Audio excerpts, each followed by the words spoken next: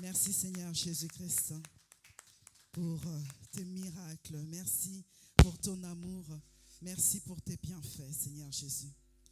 Alléluia. Gloire à toi, Seigneur Jésus. J'ai à cœur que si on peut prier pour nos familles. Vous savez, c'est vrai que nous sommes tous fils et filles du Dieu Tout-Puissant. Et il y a des servantes, il y a des serviteurs dans les familles. Mais des fois, tu te poses des questions, tu te dis, mais moi je sers le Seigneur. Mais pourquoi mes proches dans ma famille, il y en a qui les blasphèment même.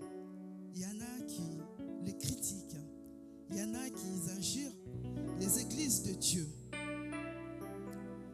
Et ce matin, le Seigneur me met à cœur que nous prions pour nos familles. Par nos témoignages, que ceux qui ne connaissent pas Jésus et qui ne veulent même pas s'approcher de Jésus, vraiment qu'à travers nos prières, à travers nos comportements, à travers nos témoignages, que vraiment le membre de nos familles puisse suivre l'Éternel, Jésus-Christ de Nazareth. Est-ce qu'on peut prier dans ces sens-là? Ô Seigneur Jésus, oui, sur la croix éternelle, tu étais mort pour nous sauver, pour nous racheter, Seigneur Jésus. Je prie, éternel Père de gloire, pour ma famille biologique, Seigneur Jésus. Mes frères et sœurs, éternel biologique, ma mère, mon père biologique, Seigneur Jésus. Oh, ma belle famille, Seigneur. Oh, je prie, Seigneur Jésus, pour les familles qui sont présentées ici ce matin dans ta maison, Seigneur. Que ta main toute puissante, oh, éternel, mon Dieu, mon roi, papa, soit posée sur chaque membre de nos familles, Seigneur Jésus. Oui, toi qui sondes le cœur et les reins, Seigneur. Sonde leur cœur, Seigneur Jésus. Montre-leur le chemin de la vérité, de la vie. Oh, qui est toi, Jésus-Christ. Afin que nous puissions, éternel, chercher ta face et suivre ton chemin. Oh, je prie, éternel, mon Dieu, mon roi, papa, pour mes frères et sœurs, Seigneur, dans ma famille, qui se sont égarés, Seigneur Jésus. Que tu puisses les toucher, Seigneur. Qu'ils puissent te chercher. Qu'ils puissent te chercher. Oui, en esprit et en vérité, Seigneur Jésus. Et de suivre ton chemin. Alléluia. Au nom de Jésus. Tout plan de l'ennemi contre ma famille, contre les familles de mes frères et sœurs. Oh Seigneur, par l'autorité, la puissance que tu m'as donnée, je le brise maintenant. Au nom de Jésus-Christ. Oh, l'ennemi, loin de ma famille, loin de la famille de mes sœurs et frères. Au nom puissant de Seigneur Jésus-Christ. Oh, merci Seigneur. Merci pour ta bonté.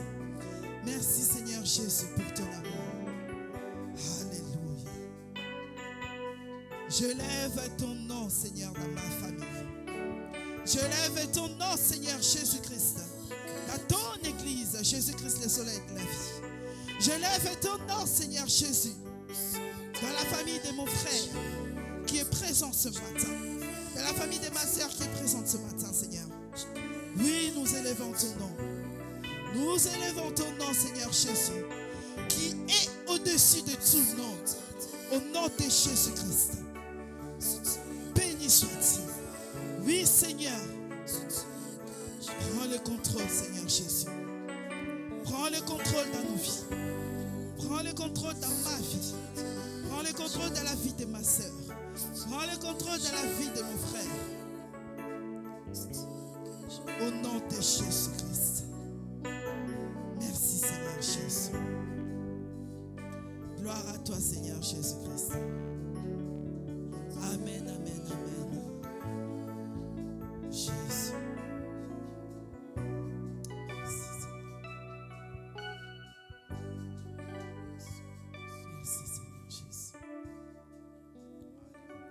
Sans plus tarder, mes bien-aimés, nous allons passer au moment de la parole. Le Seigneur a déposé sa parole à son serviteur pour nous nourrir. Et je sais que chacun de nous ici va sortir dans cette église avec quelque chose de plus. Et que vraiment le Seigneur parle à chacun de nous. Ne sois pas distrait. Vraiment, suis précisément la parole. Et tu verras que le Seigneur va te répondre à ce matin. Et pour ce, je vais inviter notre pasteur Désiré. Est-ce qu'on peut acclamer pour notre Seigneur Jésus-Christ?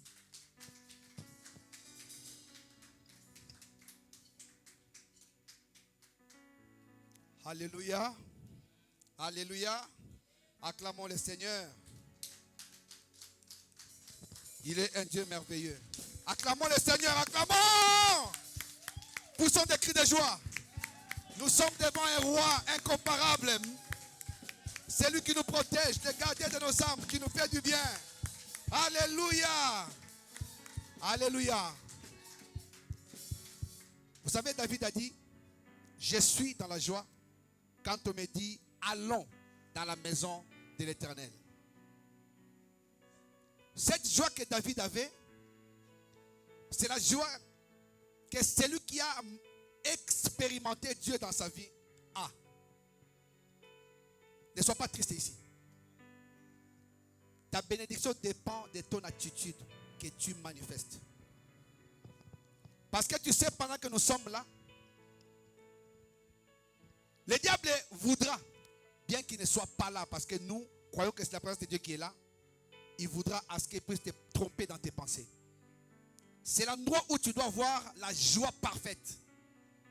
Parce que tu es dans la présence du roi des rois. De celui qui vit. C'est Dieu, c'est Elohim. Alléluia. Acclame le Seigneur encore.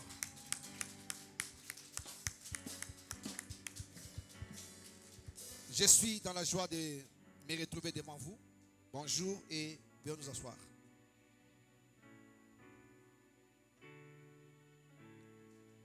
Nous avons passé un mois merveilleux. Je voulais juste nous dire que normalement c'est le pasteur Serge qui devait prêcher. Comme vous l'avez constaté dans les affiches. Mais il a appelé à beaucoup de responsabilités aussi. Donc du coup il a écourté son voyage pour retourner à Kinshasa. Et Dieu fait les choses comme lui veut. Les plans du pasteur étaient de participer à ce programme. Et Dieu a voulu que ça se passe autrement. Alléluia. Que Dieu soit loué pour cela. Il est bien arrivé à Kinshasa. Et tout s'est bien passé. Et nous sommes dans la joie de nous retrouver encore dans la présence de Dieu. Amen. Voilà.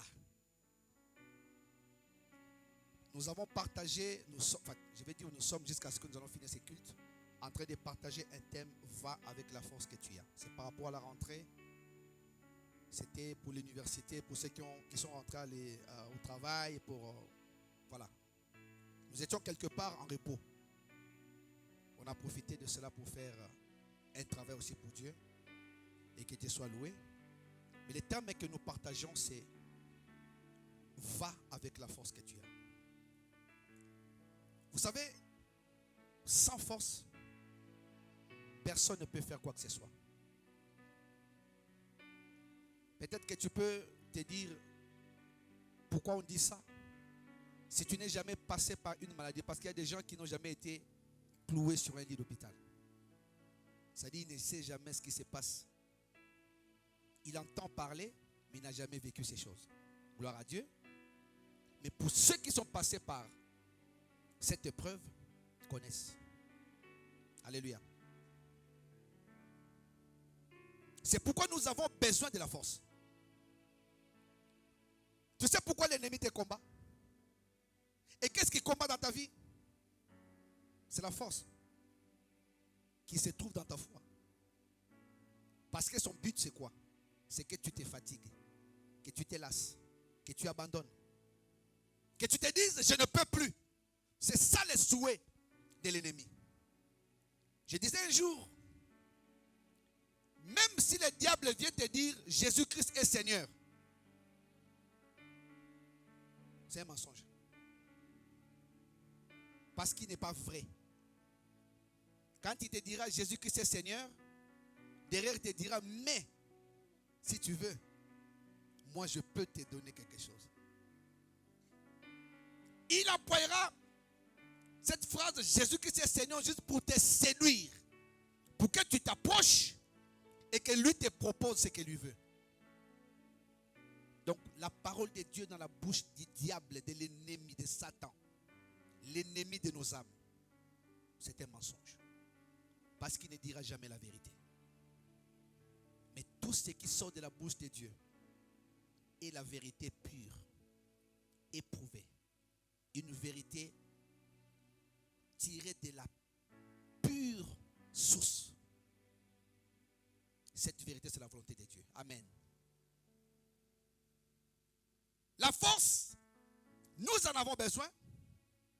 Mais pour que Dieu nous envoie, il a besoin de constater que nous avons pris conscience de cette force qu'il a déposée en nous. Alléluia. Quand Dieu a créé chacun de nous, il a créé toutes les étapes de nos vies. Toutes les qualités de nos vies. Et il faut que tu saches aussi que Dieu connaît aussi tes défauts. Alléluia. Mais ce que lui valorise en toi, c'est plutôt tes qualités. Parce qu'il veut que tu sois excellent. Amen. Mon sous-thème de ce matin sera intitulé, et qui va clôturer ce mois, ma grâce te suffit. Et tu comprendras pourquoi Dieu va dire, ma grâce te suffit. C'est ce que nous allons voir ensemble. Nous allons sans plus tarder ouvrir nos Bibles dans 2 Corinthiens chapitre 12. 2 Corinthiens chapitre 12.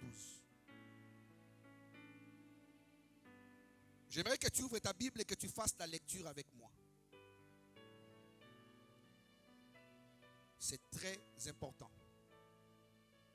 2 Corinthiens chapitre 12.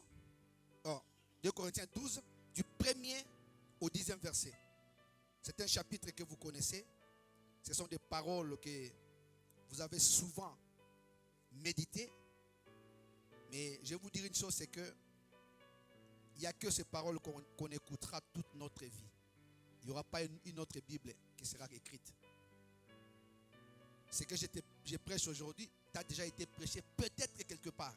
Mais peut-être que moi, je rajoute quelque chose où je fais peut-être la synthèse entre peut-être 2, 3, 4, 5 prédicateurs. Mais c'est des choses que tu as déjà écoutées. C'est ce que tu écouteras toujours. Amen. 2 Corinthiens 12, chapitre 12, verset 1. Nous commençons jusqu'au verset 12. J'aimerais que tu lises avec moi. La Bible dit, il faut se glorifier.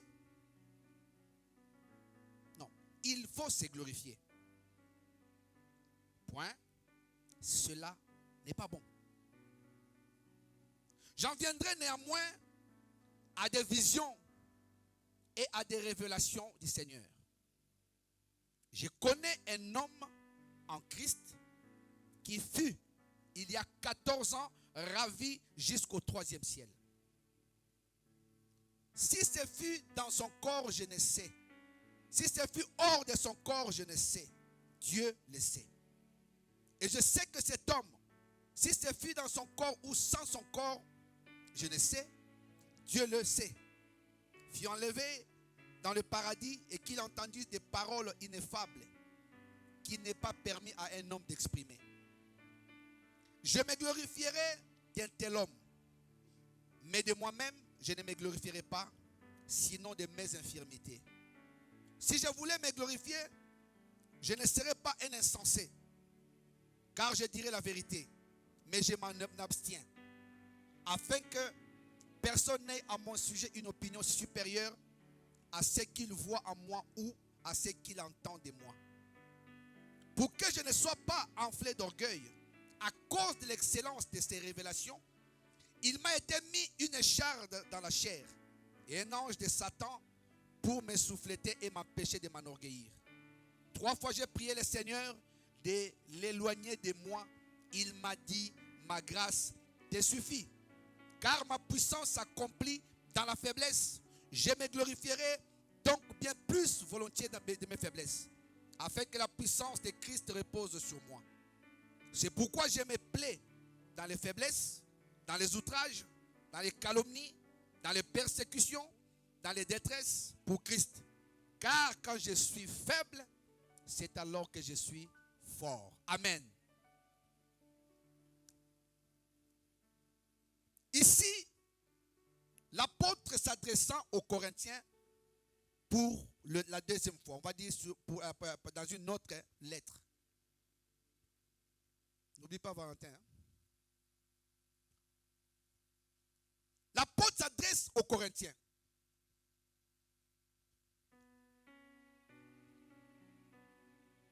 Il leur parle de quelqu'un. Il dit, il faut se glorifier. Ça n'est pas mauvais. Tu peux aussi dire, je suis bon, ou je suis bien, ou je suis fort dans ça, dans cela. Quelque part, il va dire encore, ce n'est pas bon. Oh, je me suis dit, mais pourquoi il doit dire, il est bon, et d'un coup, il dit, il n'est pas bon. Il va se rappeler, il dit, j'en viendrai néanmoins à des visions et à des révélations du Seigneur. Mais écoutez maintenant ce qu'il dit ensuite. Je connais un homme en Christ qui fut ravi il y a 14 ans jusqu'au 3e ciel. Je connais un homme qui était ravi il y a 14 ans jusqu'au 3e ciel. Là, nous parlons de Paul dans son épître aux Corinthiens. Quand il parlait de 14 ans, moi je me dis, mais les 14 ans là, il les a reçus où? Parce qu'il n'y a pas longtemps, c'était les actes des apôtres. Mais de quels 14 ans il parle? Comment il a compté le temps pour dire il y a 14 ans? Et je me suis dit, certainement qu'il est parti dans les actes quand il a rencontré le Seigneur à partir du verset 9 et jusqu'à la suite. Il a compté peut-être 14 ans jusqu'à ce qu'il arrive au moment où il était en train d'écrire sa lettre. Il dit, je connais un homme qui fut ravi dans le 3e ciel. J'aimerais dire à quelqu'un aujourd'hui, le ciel que tu vois là n'est pas le seul ciel qui existe. Alléluia. Quand tu regardes comme ça, tu vois les nuages. Tu te dis, ça c'est le ciel. Et tu t'arrêtes là, tu dis que tout est là. Non. Au-dessus de ce que tu vois, il y a d'autres ciels. Je vais dire d'autres cieux. C'est pourquoi la Bible dit que notre Dieu est le Dieu qui habite dans les cieux des cieux. Parce qu'il y a des ciels en dessous de là où est la présence de Dieu. Si vous comprenez? Il dit ravi jusqu'au 3e ciel. Et quand il parlait, moi j'avais pensé dans un premier temps qu'il parlait d'une autre personne. Mais non, il parlait de lui-même. Dieu l'a ravi. Si vous lisez, vous êtes dans les actes des apôtres, vous verrez qu'à un moment donné, il parlait de quand Dieu l'avait ravi en extase. Et lui a parlé des choses inexprimables. Des choses qu'aucun humain ne peut dire. Des choses qu'on ne peut recevoir que de Dieu. Ravi parce que Dieu l'avait amené dans sa présence pour lui communiquer quelque chose. C'est pourquoi cet homme était puissant. Alléluia. C'est l'un de ceux qui ont écrit, mais qui ont bien écrit par rapport à ce qu'ils ont reçu du Seigneur. Il dit, je connais quelqu'un qui était ravi parce que Dieu lui avait donné ou fait voir des révélations. C'est pourquoi il dit, je connais un homme qui fut ravi il y a 14 ans jusqu'au 3e ciel. Si c'était dans son corps, moi je ne sais. Si c'était hors de son corps, je ne sais pas. Mais Dieu le sait. Ce qui est évident ici, c'est que Dieu, en l'enlevant, il lui a parlé. Mais lui-même ne sait pas, est-ce que c'était avec son corps physique ou c'était spirituellement. Mais tout ce qu'il sait, c'est qu'il était ravi au 3e ciel où Dieu lui a donné des révélations. Alléluia.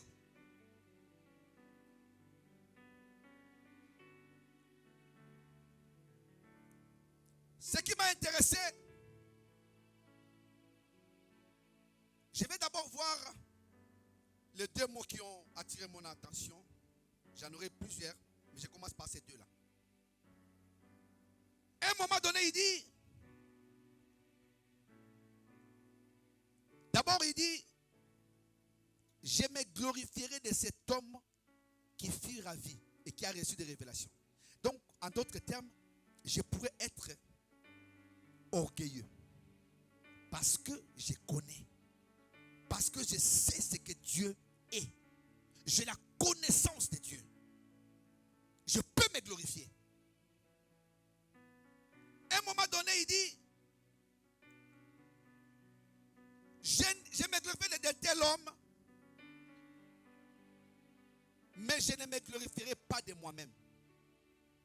Parce que entre la personne que Dieu avait amenée au 3e ciel et lui-même, il y avait une différence. Donc ta personne physique et ta personne spirituelle sont toutes deux différentes. C'est pourquoi tu vois, quand ta personne spirituelle est forte, elle pousse ta personne physique à suivre. Mais quand c'est ta personne physique qui est faible, elle peut anéantir ta personne spirituelle. Tu sais pourquoi? Parce que tu vas commencer à regarder ta faiblesse dans ton corps. Et lui dit, je me glorifierai d'un tel homme ravi, donc cet homme spirituel, mais quant à moi, je ne me glorifierai pas. Et il rappelle, si je voulais me glorifier, je ne serais pas insensé. C'est-à-dire que je ne serais pas à côté. Car je dirais la vérité. Il pouvait peut-être dire, je vais vous donner un exemple de mon frère Valentin qui peut dire à quelqu'un, je sais jouer à la guitare. Est-ce que c'est l'orgueil? Non. C'est vrai. Tout le monde voit qu'il joue à la guitare. Et l'apôtre Paul, s'il voulait parler de lui, il n'aurait dit que la vérité. Mais il dit, je m'abstiens afin que personne n'ait au sujet de moi une opinion supérieure à ce qu'il voit ou à ce qu'il entend de moi. Il y a des gens, quand ils te voient directement, ils commencent à dire, ah, ça c'est une bonne personne. Tu vois, c'est naturel parce que la personne sait comment tu vis avec. La personne peut te faire des éloges. Mais il dit, je m'abstiens pour qu'aucune personne n'ait une autre opinion ou une opinion supérieure sur moi. Maintenant, la chose commence au verset 7. C'est là qu'il va dire, pour que je ne sois pas enflé d'orgueil à cause de l'excellence de la révélation ou de ces révélations, il m'a été mis une écharde dans la chair, un ange de Satan pour me souffleter et m'empêcher de m'enorgueillir. 3 fois j'ai prié le Seigneur de l'éloigner de moi. Il m'a dit, ma grâce te suffit, car ma grâce s'accomplit dans la faiblesse, et je me glorifierai donc bien plus volontiers de mes faiblesses. Alléluia.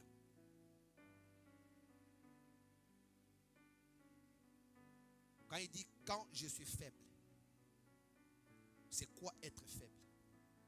Être faible, par définition, selon ce que nous dit le grec, c'est asténéo. C'est mot qui est traduit par être faible, être sans force, être impuissant, être faible en moyen, nécessiteux, être pauvre, être malade. C'est ça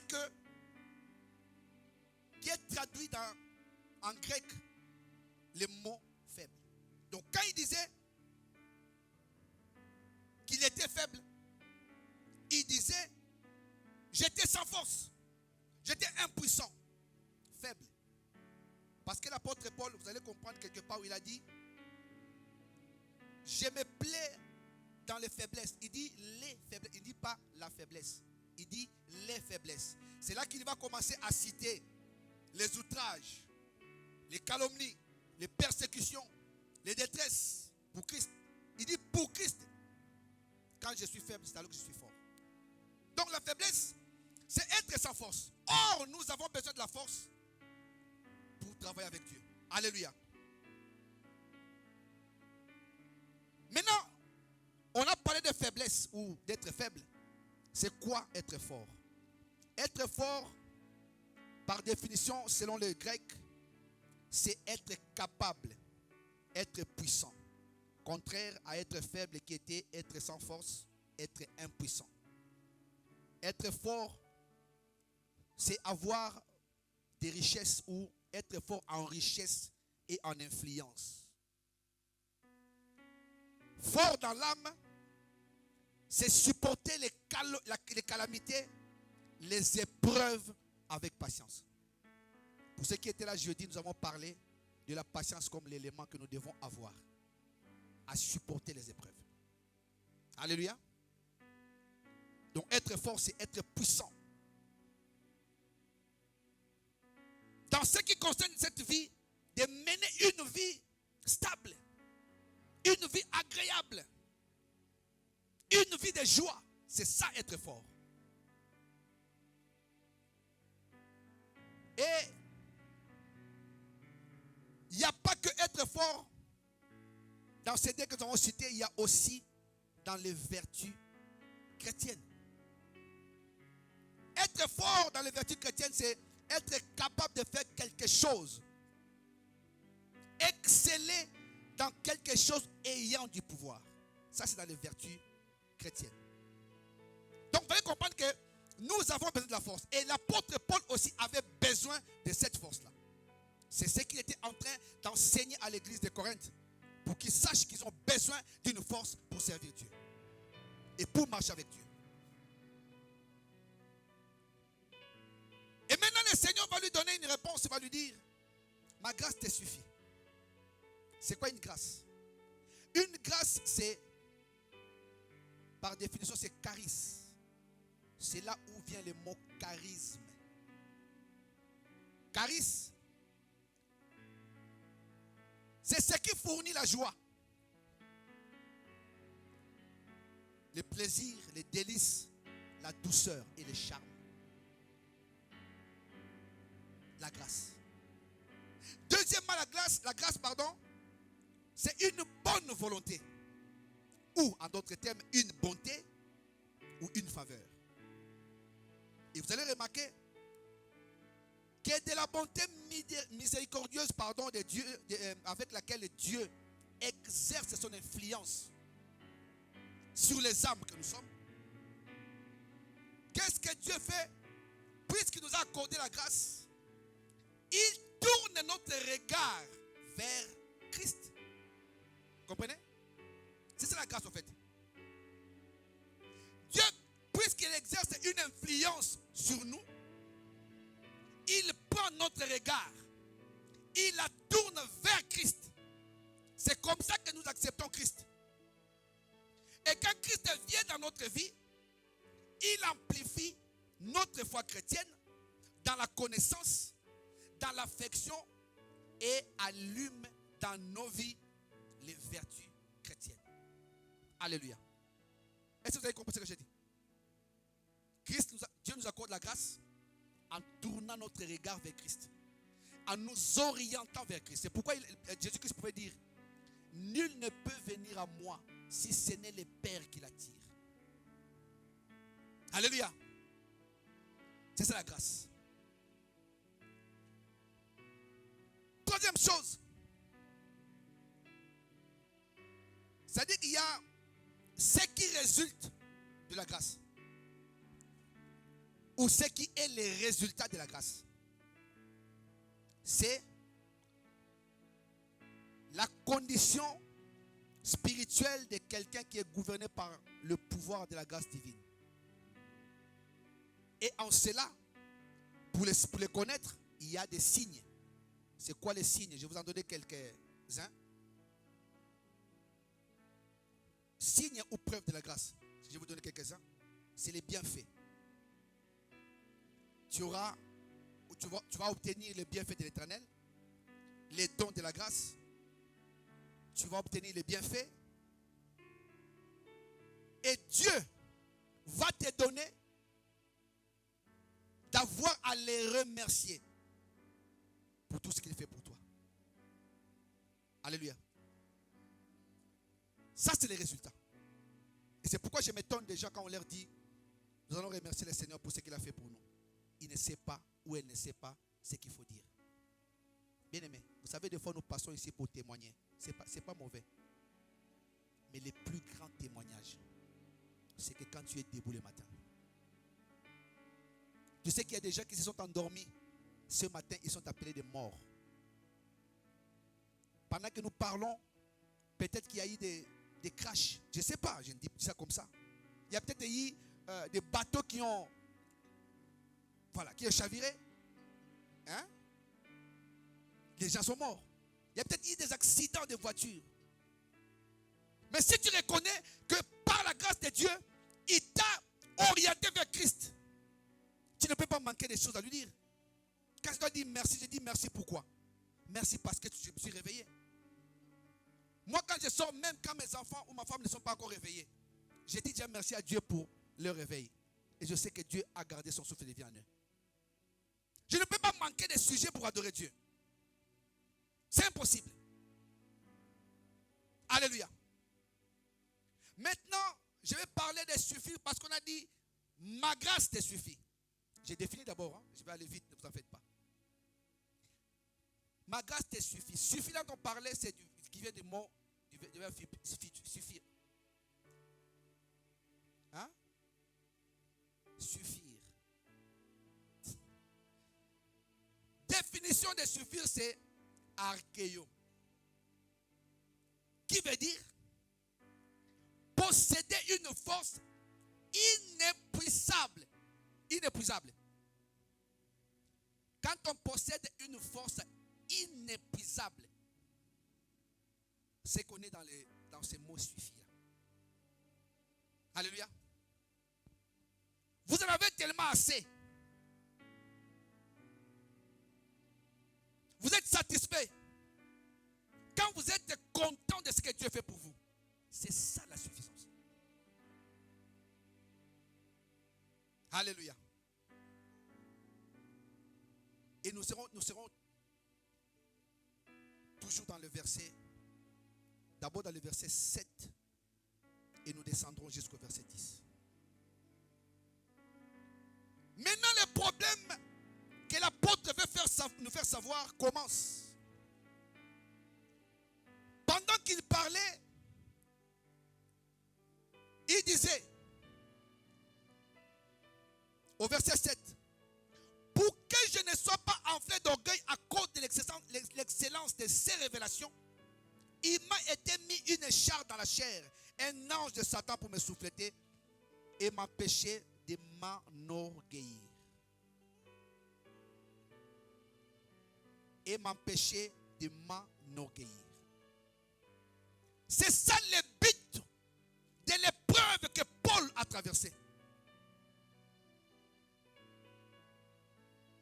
Dieu met en lui une écharde. Vous avez remarqué dans ces deux derniers mots,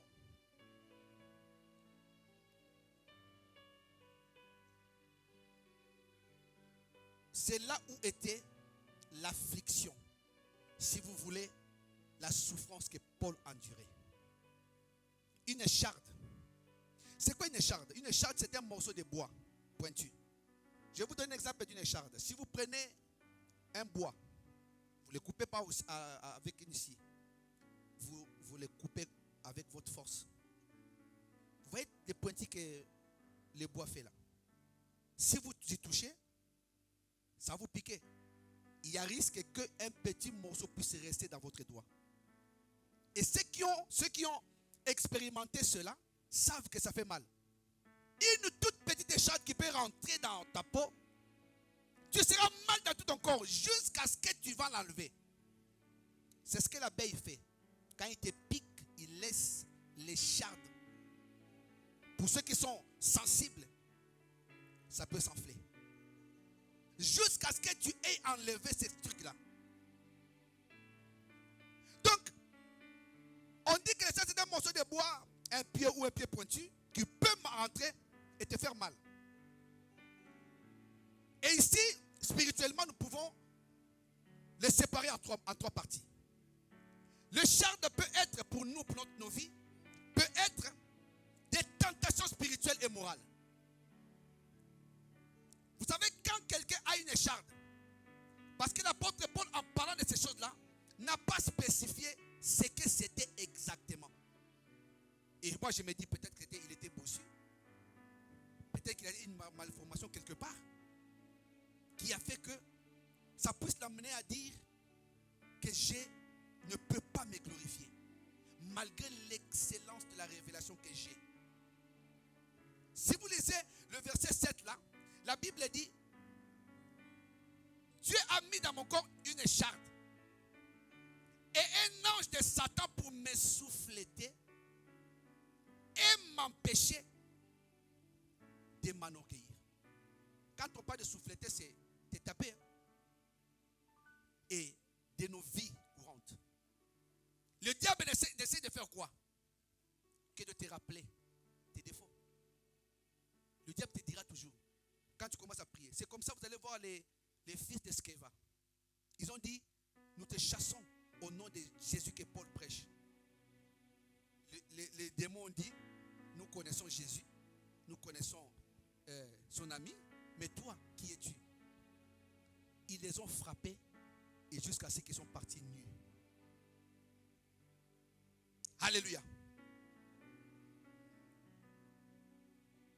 Les tentations, c'est ce que le diable va te rappeler. Parce que le diable, en leur disant ça, il savait comment ils menaient leur vie. C'est pourquoi vous allez voir quand nous disons, tu vas prier pour tel sujet. Il y en a d'autres qui peuvent élever la voix et d'autres qui peuvent prier à basse voix. Si tu dis à quelqu'un, prie pour tes faiblesses, la personne ne prendra pas un micro. Même moi, même si je prends le micro, je ne te dirai pas j'ai fait ci, j'ai fait. Non, je dirai, Seigneur, pardonne mes faiblesses. Je ne dirai pas, non, j'ai fait exactement ça. Mais le diable peut te rappeler ces choses-là. Il va te dire: oh, mais tu parles, mais hier tu étais où? Qu'est-ce que tu as fait? Il va te rappeler ces choses-là. Alléluia. Donc, il y a des tentations purement spirituelles et morales que les adversaires de son ministère pouvaient même lui rappeler. Même quand il parlait aux autres, pour lui dire: oh, tu parles toi, mais regarde. Regarde comment tu es. Je connais un homme qui prêche. C'est un homme que Dieu utilise puissamment. Il n'a pas de bras, il n'a pas de pieds. Il a un petit pied, mais à peine. Mais cet homme, quand il parle avec puissance. Des âmes sont gagnées pour le Seigneur. Mais quand tu vois son état physique, il peut se dire: non, Dieu ne m'aime pas. Mais il ne regarde pas ces choses-là. Il regarde plutôt l'excellence de ce qu'il fait. Que Dieu le bénisse là où il est.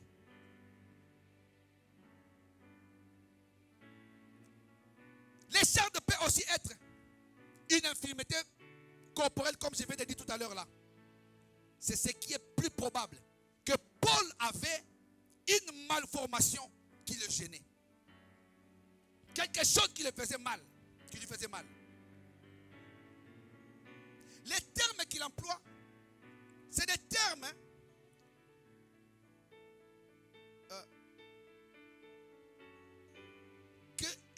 lendemain, comment dire ça? Il ne pouvait pas expliquer les douleurs qu'il ressentait de tout ce qu'il vivait.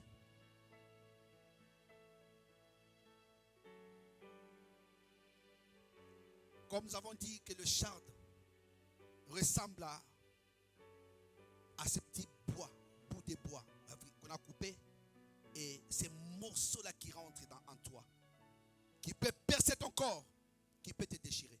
Mais l'apôtre Paul, pendant que les gens lui rappelaient ce qu'il était, certainement il avait mal en lui. C'était une infirmité corporelle. Quand tu l'entends parler, c'était une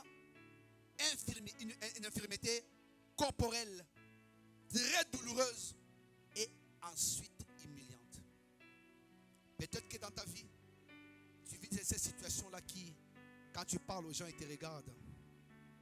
Ils te disent, mais si servir Dieu, c'était être comme toi, je préfère ne pas être là. Et des fois, quand tu entends ça, tu te dis, mais Dieu est injuste. Bien-aimé, Dieu n'est pas injuste, il est juste. Seulement que Dieu peut te faire passer. Dieu peut me faire passer par des épreuves. C'est pour me former, pour ressortir en moi le meilleur de moi que je ne vois pas. J'aimerais te dire une chose, que Dieu ne tente jamais personne, mais Dieu peut te mettre à l'épreuve. Jésus-Christ sur la terre était Dieu. Pourquoi il devait passer par la croix? Est-ce que pour passer, pour que Dieu nous rachète, il n'y avait que ça à faire? Non. Dieu a plein de choses qu'il peut faire pour faire en sorte qu'il pouvait faire pour que nous soyons rachetés. Mais il avait trouvé que cette voie était la bonne. Et là, il a emprunté. Alléluia. Parce qu'on nous dit, l'âme de quelqu'un se trouve dans son sang. C'est pourquoi Christ est descendu pour verser de son sang pour que nous ayons la vie. Quand il voyait ces choses, cela était difficile pour lui. Certainement, il souffrait. Et c'est pour cette raison que l'apôtre Paul va dire, je ne peux pas avoir de l'orgueil. Enfin, dans mes 3 petits points que j'ai développés tout à l'heure, l'épreuve était une source de tentation spirituelle, comme sont toutes les épreuves. Puisqu'il désigne encore un mot, un ange de Satan, un envoyé ou un serviteur du diable ou des démons. Et il faut attendre l'épreuve elle-même devient dans la main de tes adversaires, de ceux qui te combattent, qui te critiquent. L'épreuve que tu traverses, comme l'apôtre Paul, devient une arme qu'ils vont utiliser. Vous connaissez l'histoire de Pénina et de Anne. Anne n'avait pas d'enfant, mais sa rivale l'a mortifiée. C'est-à-dire, elle se servait de cette stérilité pour pouvoir l'enfoncer. L'épreuve n'est pas facile à vivre. Si tu vis quelque chose de facile, dis-toi que ce n'est pas une épreuve. Nous avons écouté des gens témoigner, je suis passé par telle chose. Ne prenons pas ça pour des blagues. C'était des choses vécues qui témoignent pour nous fortifier. L'ennemi se sert toujours de nos faiblesses. Là où nous ne sommes pas arrivés à vaincre, où nous n'étions pas forts, l'ennemi s'en sert pour nous déstabiliser. Pénina, quand on donnait à Anne une double portion, elle disait, mais elle n'a pas d'enfant, mais pourquoi? À un moment donné, Anne commençait à prier. Mais la Bible dit, l'amertume dans l'âme, elle priait, les paroles ne sortaient même plus.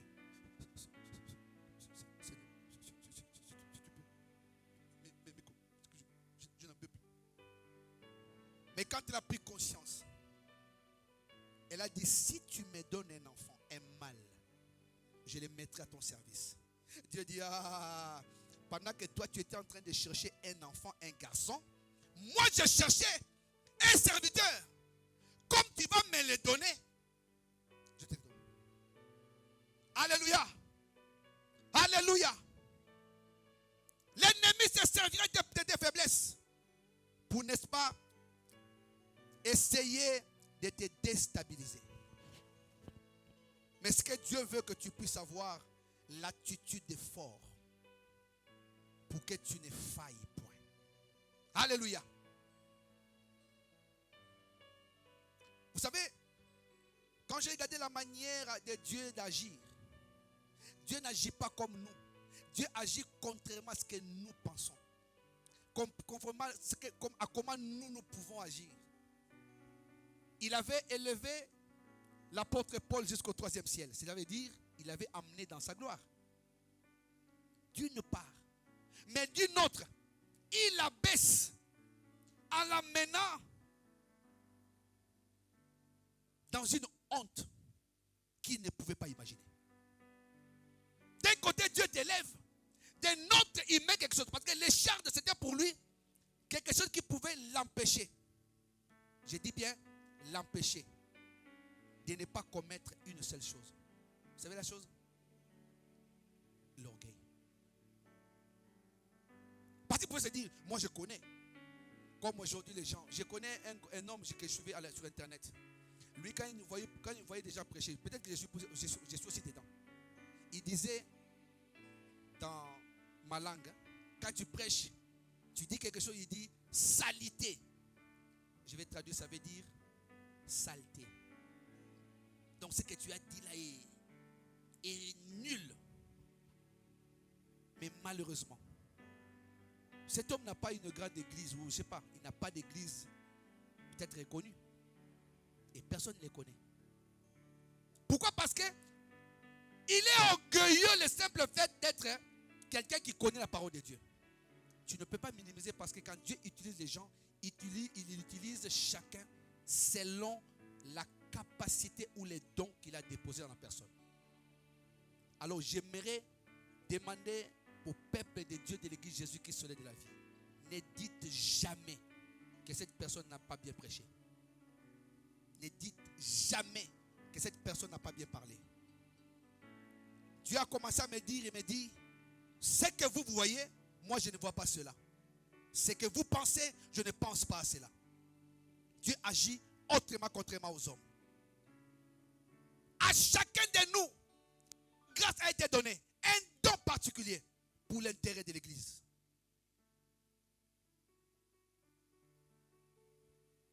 Cela était devenu une tentation pour, n'est-ce pas, maltraiter Paul moralement, l'humilier, l'insulter même. Et l'apôtre Paul ne comprenait plus rien. Mais Dieu a permis que cela arrive pour une simple raison. Parce qu'il ne voulait pas que Paul tombe dans l'orgueil. Un homme fort, une femme forte, c'est celui qui n'est pas orgueilleux ni orgueilleuse. C'est une personne qui accepte les autres. Quand il voit une personne en face, il se dit simplement que son avenir est en cours de téléchargement. Tu sais, quand tu vois quelqu'un qui est encore à l'université, tu peux te dire, cet étudiant-là, parce que tu le vois monter dans le tram, et sache qu'un jour viendra où tu ne le verras plus dans les trams, mais tu le verras en train de rouler. Alléluia. L'apôtre Paul, écoutez, d'abord avant de partir de là, si Dieu pouvait traiter l'apôtre Paul de cette manière, parce qu'il y avait d'autres choses à faire, pour l'empêcher à l'orgueil, il y avait plein de trucs à faire, mais Dieu a préféré que ça se passe là. Alors si l'apôtre Paul, écoutez, l'apôtre Paul, je dis bien l'apôtre Paul, je recommence, l'apôtre Paul, parce que c'est un homme qui a reçu des révélations, plus que nous tous. Dieu l'a fait passer par là, à combien plus forte raison nous. Et j'aimerais dire à quelqu'un, ne refuse jamais ton épreuve. Quand tu es étudiant ou étudiante, ou même à l'école, tu as des preuves à faire, des défis à relever. Ne refuse jamais ton épreuve. Parce que je connais des gens qui, quand j'étais encore à l'école, pendant qu'on donnait un test, puisqu'il ne sait rien, il remet une feuille vide. Une feuille vide veut dire 0. Autant que les professeurs disent que tu as 0,5. Le 0,5 là peut compter par rapport au 0. La personne remet une feuille vide. Je vais te dire une chose. Ne refuse jamais ton épreuve. Parce que quand l'apôtre Paul parlait, il parlait de ses faiblesses. Il y en avait plusieurs. Quelque chose te manque. Ça peut être dans ta santé, dans l'argent. Ça peut être dans le travail. Ça peut être dans tes relations. Dans beaucoup de choses que tu peux penser. Cela ne doit pas et ne te donne pas le droit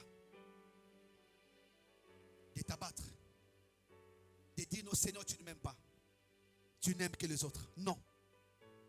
Chacun de nous est passé ou passera, je vais dire ça comme ça, par une épreuve. Parce que c'est l'épreuve qui te qualifie. Alléluia. Si tu as bien étudié à l'école, c'est le jour que tu amèneras les résultats qu'on saura que tu as bien travaillé. Tant que tu ne montres pas les résultats, on ne saura pas si tu as bien travaillé. L'épreuve ne le refuse pas. Ne la refuse pas parce que l'épreuve fera voir ce que tu es et ce que tu fais. Alléluia. L'apôtre Paul prie. Au verset 8, il dit, j'ai prié le Seigneur de l'éloigner, les chardes là, qui les dérangeaient. De l'éloigner. Maintenant, posons la question. L'apôtre Paul, en priant comme ça, était en train de demander au Seigneur de s'éloigner ou d'éloigner l'épreuve ou d'éloigner Satan. Il était en train de demander quoi? Parce que une preuve, j'ai dit tantôt, Dieu ne tente jamais personne, mais il nous éprouve. Quand Dieu envoie une preuve, il utilisera qui il veut. Il utilisera qui il veut. Je reviens dans l'exemple de Pénina et Anna. Dieu utilisait Pénina sans que Pénina le sache. Comme pour Job, Dieu a utilisé Satan pour faire voir sa gloire dans la vie de Job. Celui qui t'éprouve, c'est Dieu. Parce qu'il ne tente pas. Mais il doit utiliser quelqu'un. C'est là où j'ai toujours pitié du diable. Il ne sait pas qu'il est contrôlé totalement. Dieu peut les balloter comme un ballon comme ça, d'un côté à l'autre. Faire de lui ce qu'il veut.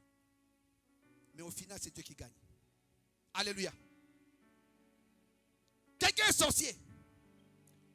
Mais tu es un instrument. Dieu va t'utiliser. Tu viens te faire dans tes sorcelleries. Mais sache que Dieu gagne toujours. La Bible dit les malheurs atteignent souvent les justes. Mais l'Éternel l'en délivre toujours. Alléluia. L'apôtre prie dit, si tu peux l'éloigner de moi. Il était en train d'éloigner qui?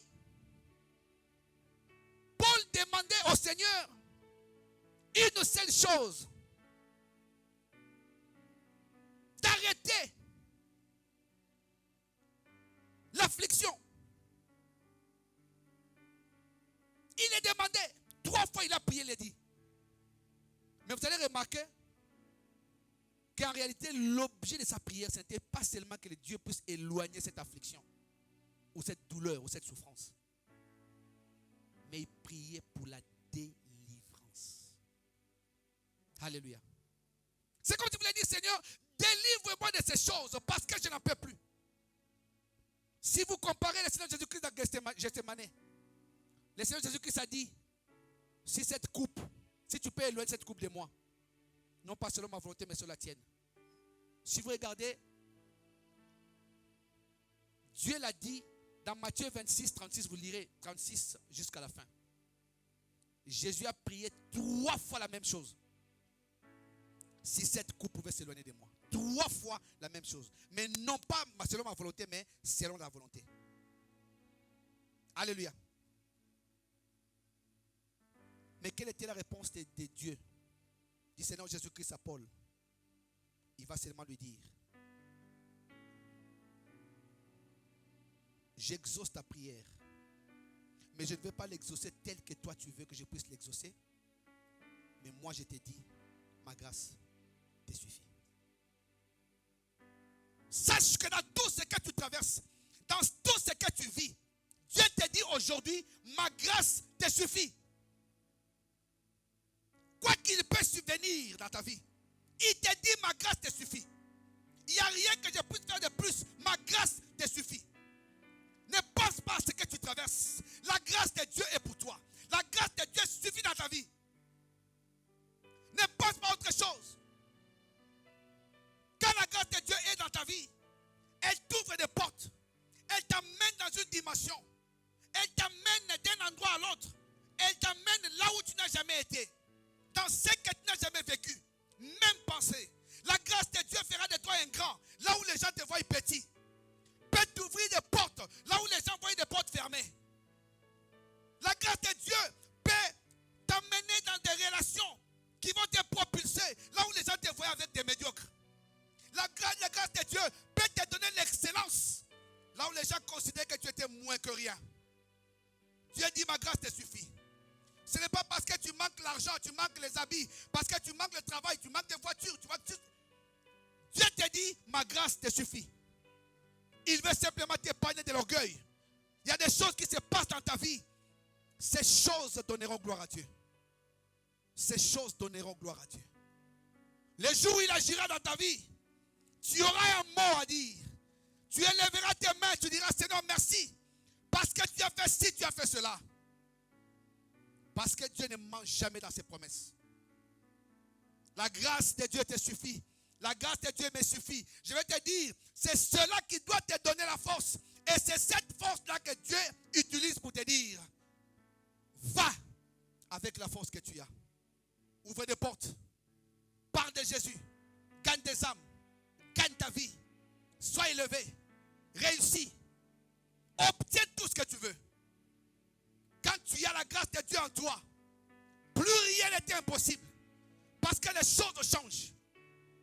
Quand la grâce de Dieu déploie sa plénitude. Écoutez. Pourquoi? Pourquoi Paul a crié à Dieu? Vous savez,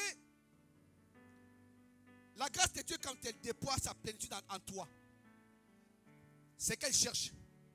C'est que ta force physique puisse être brisée.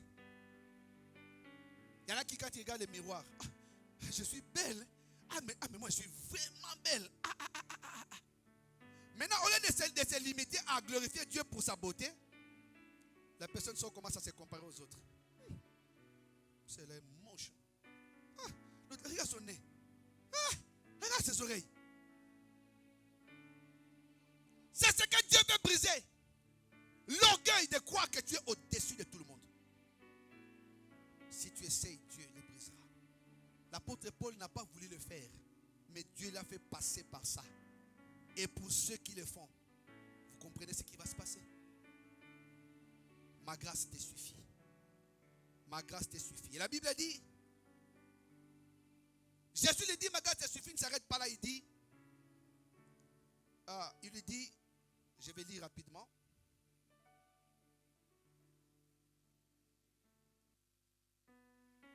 Ma grâce te suffit. Mon temps est fini. Ma grâce te suffit car ma puissance s'accomplit dans la faiblesse. Ma puissance s'accomplit dans ma faiblesse. C'est pourquoi l'apôtre va conclure pour dire, quand je suis faible, c'est alors que je suis fort. Ne te sous-estime pas, peuple de Dieu, enfant de Dieu.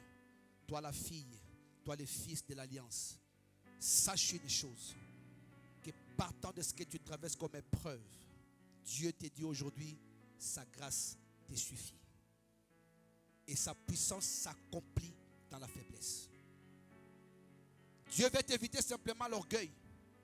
Et toi, laisse-toi conduire par lui. Que tout ce qui se fera en toi puisse être pour la gloire de Dieu. Va avec la force que tu as. Et Dieu fera des choses qui vont t'étonner. Et tu les glorifieras. Que le Seigneur vous bénisse.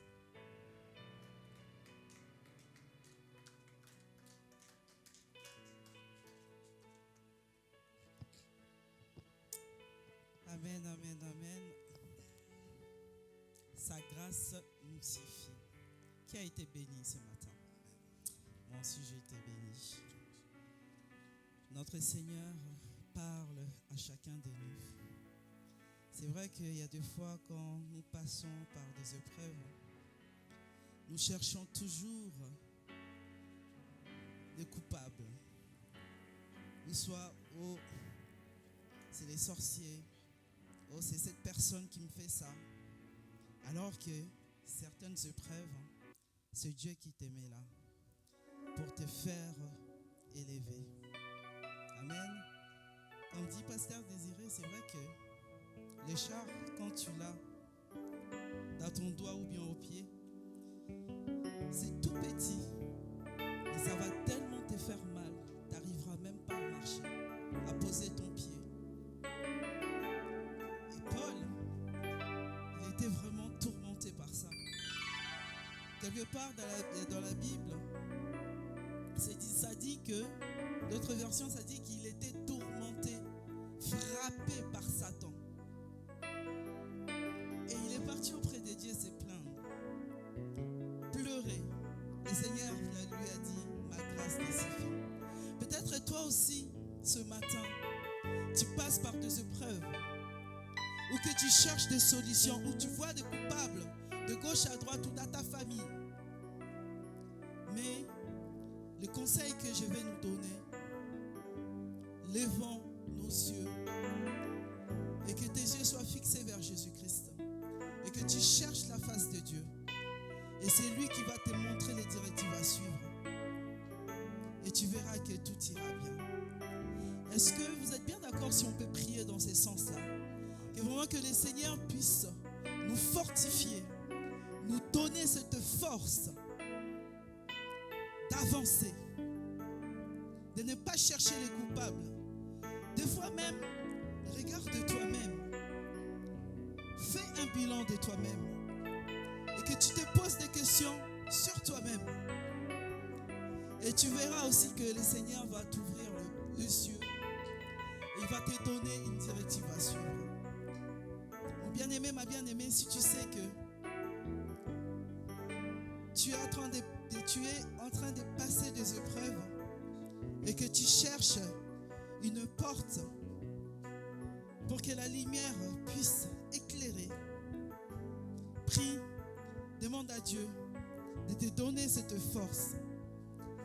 La force qu'il a donnée à Paul de tenir jusqu'à la fin. Que le Seigneur puisse aussi nous donner à chacun de nous. Père, merci. Merci pour ta parole, Seigneur Jésus-Christ. Je prie, éternel, mon Dieu, mon roi, papa, pour chacun de nous qui ont des épreuves, qui passent, éternel Père de gloire, par des situations insupportables. Éternel, de maladies, Seigneur, qui nous empêchent même de travailler, qui nous empêchent même de marcher, qui nous empêchent même de manger. Oh Seigneur Jésus, manifeste-toi, Seigneur. Manifeste-toi, éternel. Car nous avons que toi, éternel Jésus. Et personne d'autre peut nous sauver. Personne d'autre, Seigneur Jésus, peut nous ramasser. Si ce n'est que toi, Seigneur. Oh, merci. Gloire à toi, Seigneur Jésus. Gloire à toi, le véritable Dieu Tout-Puissant.